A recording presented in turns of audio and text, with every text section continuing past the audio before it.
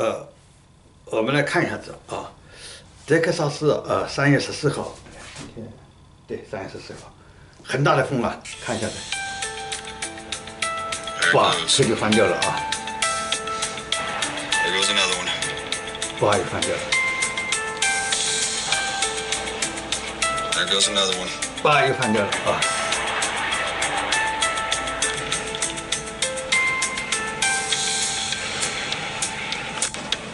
后来人家把轮胎卸掉一个位置低一点，看怎么样啊？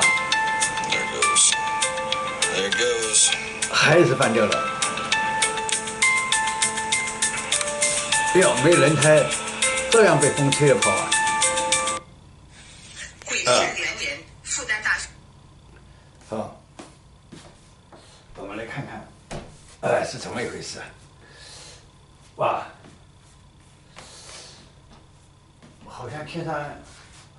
我看到好像一条龙啊，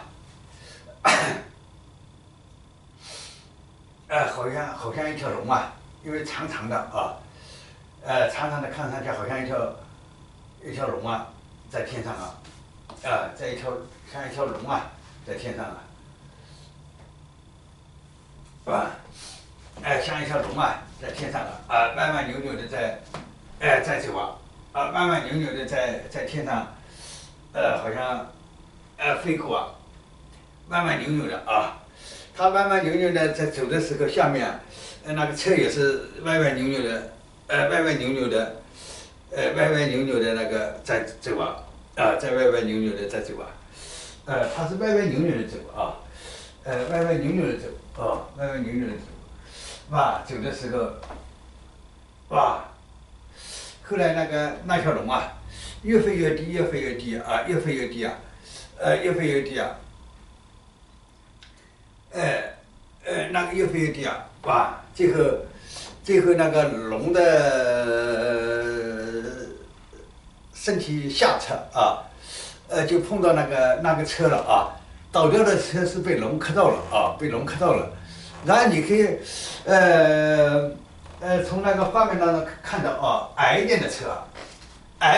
就没有被那龙磕到没有被龙磕到的那就没事啊。那这么一说的话，我们再回头再看一下子啊，看看还能找得到这个视频吗？苏教授火了，扯出了600种。我们来看一下子啊，